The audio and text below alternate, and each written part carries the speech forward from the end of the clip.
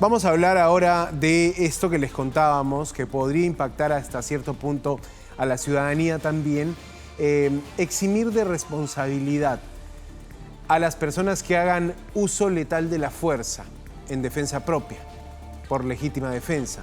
Lo vamos a conversar con el señor Iván Meini, que se conecta con nosotros a esta hora. Doctor Meini, ¿cómo le va? Gracias por su tiempo.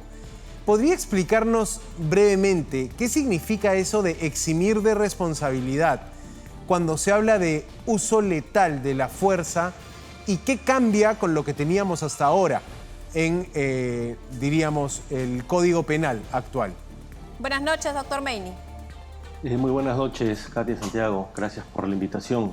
En realidad, este dictamen de la Comisión de Justicia, que analiza 3 proyectos de ley y propone modificar, entre otros, el artículo 20, numeral 3 del Código Penal, que regula ya la legítima defensa, no contiene ningún cambio sustancial y me animaría a decir incluso que la propuesta de modificación del Código Penal va a empeorar la situación para las personas que invocan válidamente haber actuado en legítima defensa. Me explico.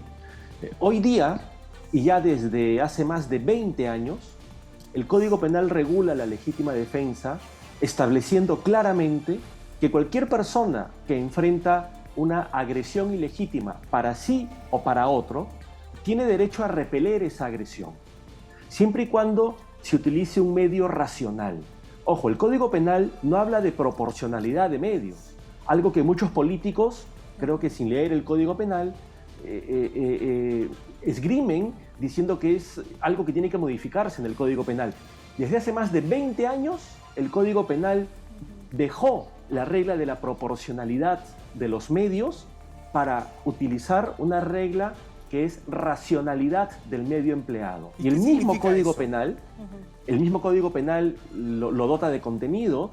Significa que tiene que analizarse no la relación objetiva entre los medios que utiliza el agresor y de que dispone el agredido, sino por el contrario, las circunstancias, la intensidad del peligro, la posibilidad de éxito que tiene la propia víctima, los medios de defensa que tiene a su disposición. Por tanto, estos discursos que tantos han escuchado estos días de que frente a un criminal que utiliza un arma de fuego, un ciudadano promedio no puede defenderse sino con el medio que tenga y eso es desproporcional, son argumentos que no tienen asidero jurídico desde hace más de 20 años en el Perú. Insisto, desde hace más de 20 años rige la regla por mandato expreso del artículo 20, numeral 3, de la racionalidad en los términos en que me he expresado, que son los en los que se expresa el Código Penal. Pero decía además que este dictamen de la Comisión de Justicia puede perturbar o oscurecer la figura de la legítima defensa, porque hoy día son 3 los requisitos de la legítima defensa: la existencia de una agresión ilegítima, la necesidad racional del medio empleado, no proporcionalidad, y la falta de provocación suficiente. El dictamen añade un 4º requisito, que es que debe existir una situación de peligro inminente y la necesidad de proteger la vida o la integridad propia o de terceros. Es decir, el dictamen está limitando el uso de la legítima defensa solo a los casos en que se encuentra en riesgo la vida propia o de un tercero o la integridad propia o de un tercero, dejando, por ejemplo, sin posibilidad de que se invoque la legítima defensa cuando son otros bienes jurídicos los que están en riesgo, por ejemplo, el patrimonio. Casos de robo, casos de hurto, que hoy día sí permite la legislación actual que se invoque la legítima defensa. Se estaría lejos de lo que, al menos yo he podido escuchar de los promotores de estos proyectos y de este dictamen, lejos de permitir un uso más adecuado, digamos, protector de la legítima defensa para quien es agredido y no tiene otra posibilidad que matar o lesionar. Creo que este dictamen tiene que estudiarse con mucho detalle porque no hace un favor al ciudadano. En lo que sí acierta, diría, es en revisar que quien actúa en legítima defensa, al menos de manera presunta, no tenga que ir a prisión preventiva.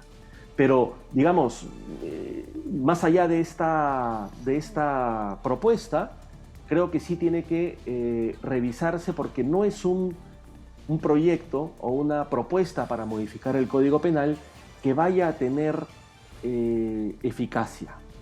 Doctor Meini, en todo caso, esta aprobación ha sido, por lo que usted nos explica, un poco en vano. ¿Deberían retirar esta ley o qué propondría usted para, no sé si agravar las penas, pero para mejorar este texto del Código Penal?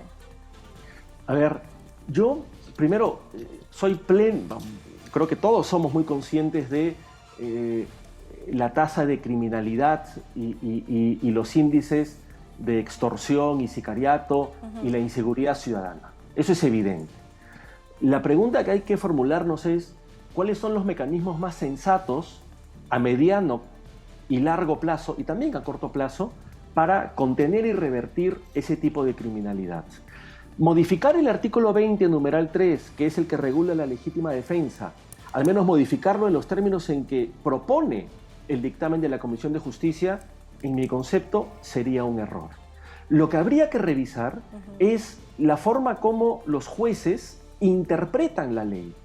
La legítima defensa, como se regula en la actualidad en el Perú, se regula en la inmensa mayoría de países.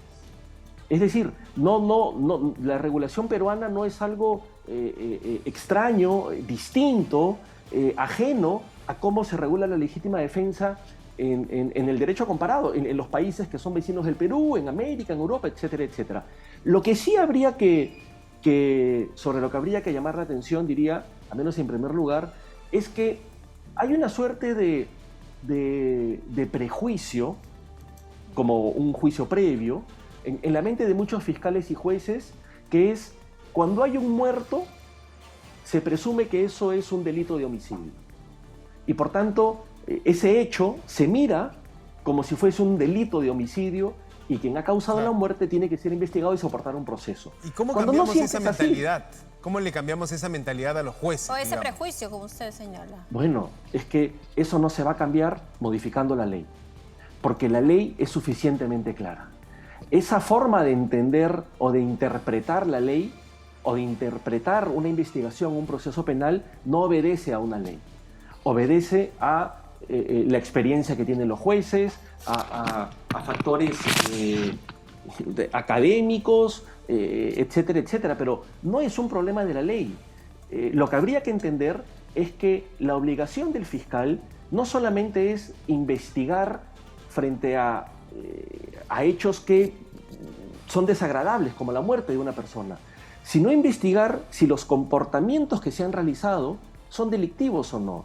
Y cuando un fiscal investiga la muerte de una persona, pero producida en el contexto de una legítima defensa, pues eso tiene un significado distinto que la muerte de una persona en un contexto que no sea de legítima defensa. Es decir, las investigaciones fiscales también deberían comprender no solamente el hecho de que A ha matado a B, sino que A ha matado a B en legítima defensa. Es decir, aplicar la ley vigente.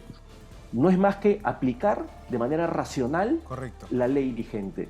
Y si usted me lo permite, Katy, usted me preguntaba por el aumento de penas, que también la propuesta de la Municipalidad Metropolitana de Lima va por ese sentido, con el rótulo de terrorismo urbano, etcétera, etcétera. Eso, ¿qué opina de eso?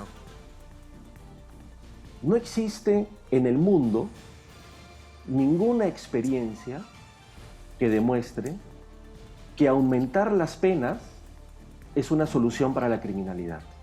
El Salvador... Es duro decirlo. El Salvador, no, doctor Meini. Perdone, yo creo que es todavía muy pronto como para hacer una valoración de lo que sucede en El Salvador, ¿sí? Las políticas como la que ha implementado el presidente Bukele, que es mano dura, megacárceles, lo detiene a uno la policía sin mandato judicial, sin expresión de causa, y lo incomunica en una cárcel de máxima seguridad. Yo no sé si los peruanos promedio estamos dispuestos a que se nos detenga por una simple sospecha sin mandato judicial escrito, que se nos incomunique y se nos mete en una cárcel de máxima seguridad sin mayor motivo. Ese sería el riesgo de un proyecto como el de tipificar o crear la figura de terrorismo urbano. Ese sería, por ejemplo, un riesgo que usted advierte, que una persona podría ser detenida sin el debido proceso. ¿Sí? Yo creo que no, porque felizmente en el Perú hay un marco constitucional, Claro. hay hasta cierta medida una suerte de separación de poderes. No creo que esa sea la objeción frente a la propuesta de la Municipalidad Metropolitana de Lima. Dejando de lado el rótulo, terrorismo urbano o como se le quiera llamar, en temas de fondo, aumentar la pena, o aumentar las penas de los delitos que más nos preocupan, no es una solución per se. Normalmente, una política criminal razonable, adecuada, que se proyecta y que se pregunta cómo contener y atenuar la criminalidad a corto, mediano y largo plazo, tiene que pensar en medidas complementarias. Es decir, trabajo de inteligencia policial, por ejemplo, ¿sí? Si se sabe dónde hay mercados de productos hurtados o robados, pues hay que intervenir en ello. Hay que intentar eliminar los mercados negros de armas o de drogas, por ejemplo. Hay que intentar... O de celulares. Por supuesto. Es decir, no hay que ser un experto en la materia para saber cuáles son los nichos en donde empieza el problema que luego adquiere forma de gran criminalidad o de inseguridad ciudadana. Entonces, no es solo reprimir. Digamos, ese es un discurso, y en esto intento responder la pregunta que usted me hacía con respecto al plan Bukele, por ejemplo. Estos mecanismos de represión de mano dura suelen ser muy efectivos en el corto plazo. Suelen seducir en el corto plazo. Claro. Pero son insostenibles en el tiempo. Porque ya estamos viendo lo que sucede en El Salvador. Se tienen que liberar personas, muchas, que han sido torturadas y que han sido detenidas e encarceladas injustificadamente, ¿no? Claro. Ilegalmente. Y ha cruzado ciertos límites del debido proceso. Varios. Para empezar, el que a una persona lo pueda detener la policía por una simple sospecha del policía, sin que exista un mandato judicial escrito, insisto, es algo, yo no sé qué tantos peruanos o peruanas están dispuestos a asumir ese riesgo y que se les incomunique en una cárcel de máxima seguridad hasta que vaya uno a saber en qué momento un juez, muy proclive además al gobierno de turno en El Salvador, vaya a revisar el caso. Es decir, no existe la solución mágica, ¿no? Un problema como la criminalidad, como la corrupción, como el sicariato, como el tráfico de armas, como la extorsión, etcétera, que son problemas ya estructurales en nuestra sociedad, no se van a resolver de la noche a la mañana cambiando un código penal o modificando unas leyes. Es un problema estructural y hay que ser honestos. Dado que eso se ha cultivado durante muchos años, la respuesta y las medicinas, en tanto sean eficaces, van a tardar también un poco, ¿no? O sea, no podemos ser, disculpe la palabra, ingenuos en creer que modificando una ley, aumentando las penas, automáticamente la situación va a cambiar radicalmente. No es así y en ningún país se ha dado esa situación, que simplemente por el hecho de aumentar las penas, la criminalidad haya atenuado y que eso se haya mantenido en el mediano y largo plazo como una política viable de convivencia. Doctor Meini, permítame cambiarle de tema y a propósito, además que usted ha sido procurador anticorrupción y también hablando, además de debido proceso, de seguridad jurídica y a propósito también de independencia de poderes, yo quería saber su percepción sobre este proceso sumarísimo que se está haciendo en contra de los integrantes de la Junta Nacional de Justicia. Ayer hemos visto al constitucionalista Samuel Abad, que es abogado además de la institución de la Junta Nacional de Justicia, los argumentos de defensa que ha tenido en la Comisión de Justicia del Congreso de la República. ¿Cuál es su percepción respecto a ello? ¿Lo faculta o no lo faculta el Congreso para investigar a los miembros de la Junta Nacional de Justicia? Aunque creo que eso no está en discusión, sino el término falta grave y cuál es la falta grave, ¿no? O la causa grave. En efecto, no es un hecho controvertido que el Congreso pueda investigar a los miembros de la Junta Nacional. Lo puede hacer.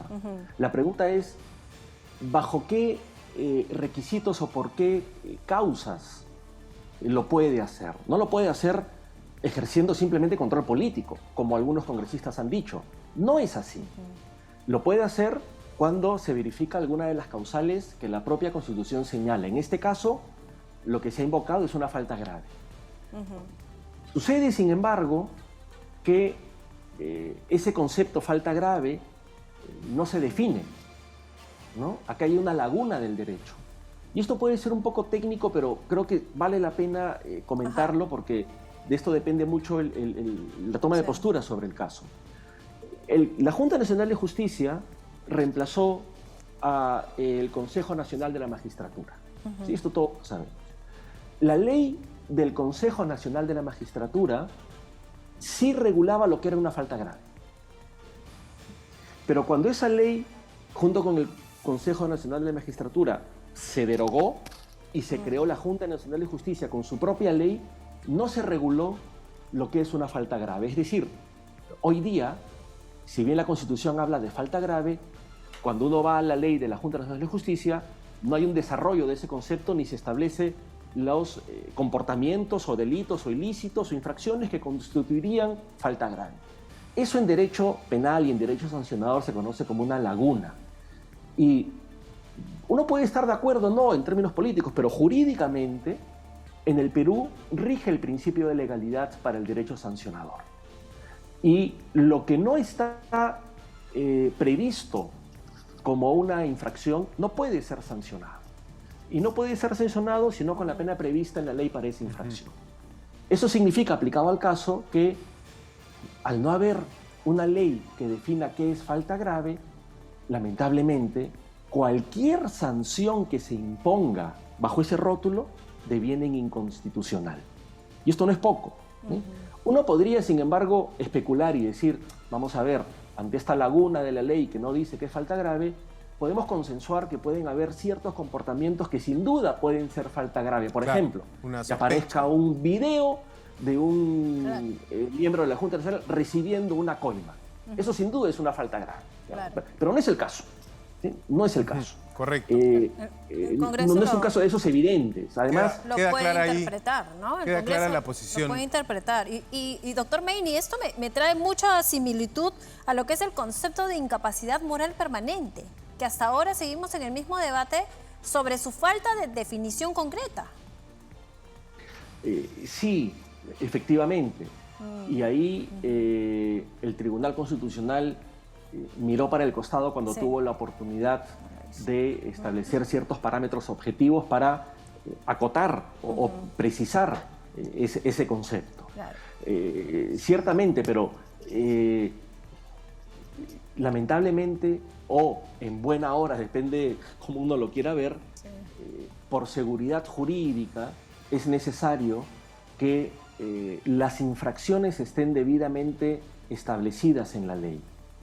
Si no, estamos sujetos a la arbitrariedad de quien puede sancionar, al oportunismo político, al concepto ideológico o moral, y eso es algo que, al menos en derecho penal y en derecho sancionador, desde hace muchísimos años ha quedado excluido de la administración de justicia, ¿no? También cuando el Congreso administra algún tipo de justicia, intentando investigar y sancionar, en este caso, por ejemplo, a los miembros de la Junta Nacional de Justicia.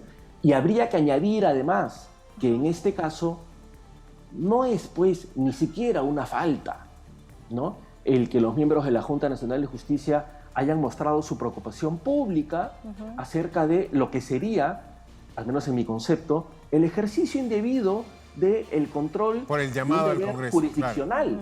Claro. Por ese comunicado que hicieron, ¿no? A eso se refiere el doctor Iván Meini. Una última para cerrar, doctor. ¿Qué le pareció escuchar a César Inostroza Pariachi desde Europa diciendo en el Congreso quiero acogerme a la ley de prescripción de penas y sobre los miembros de la Junta, los que a hierro me mataron, ahora también están muriendo a hierro? ¿Qué le pareció esa reaparición de César Inostroza?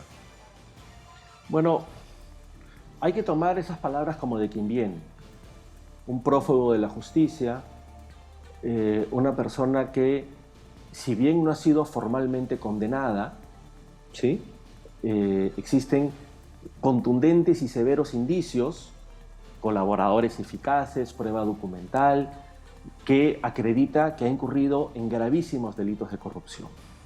Por tanto, no es raro que desde la comodidad de la clandestinidad, ¿no?, se dé el lujo de hablar de esa manera. Pero, digamos, es evidente a lo que está jugando, a la prescripción. Es decir, en nuestro país existen reglas que establecen que después de cierto tiempo ya no se puede investigar o no se puede condenar por un delito que se habría cometido. Claro. Y a eso está jugando, digamos, esa es su estrategia, dilatar en el tiempo las investigaciones para luego presentarse como un perseguido político, como una persona que fue en su momento perseguida y que nunca se le pudo demostrar judicialmente responsabilidad alguna, pero ha quedado claro, creo que todos los peruanos sabemos la catadura moral del señor Inostroza y a lo que está jugando. Doctor Iván Meini, muchísimas gracias, siempre tan prolijo usted en sus explicaciones y en sus percepciones. Muchísimas gracias por haber estado con nosotros encantado. esta noche. Buenas noches, encantado. Gracias, buenas noches. Me quedo con eso último también de Inostroza, ¿no? Tomemos esas declaraciones como de quien viene, ¿no? Un prófugo de la justicia. Efectivamente, César Inostroza no le da la cara a la justicia peruana. Un ex juez supremo, una persona que pudo estar a pasos de convertirse en presidente del Poder Judicial, ¿no? Era uno de los jueces que gobernaba el aparato de justicia y tenía estos serios indicios de haber cometido pues una serie de delitos, ¿no? Y sí que los conoce bien, además, el doctor Iván Meini, porque ha sido procurador anticorrupción y ha tenido a su cargo varios de estos procesos anticorrupción. Interesante, además, la explicación que nos dio respecto... Sí, mira, el Congreso está aprobando al parecer leyes con mucho desconocimiento de lo que es en este caso. Pues como que no sería nada nuevo, ¿no? No sería nada nuevo, más bien complicaría la aplicación de el uso de la legítima defensa o de la fuerza letal para la legítima defensa. Ya está regulado, decía, lo único que se tiene que cambiar es la mentalidad de los jueces cuando van a definir si esta persona mató al delincuente por defenderse o no, ¿no? Sí. Ahora vamos a...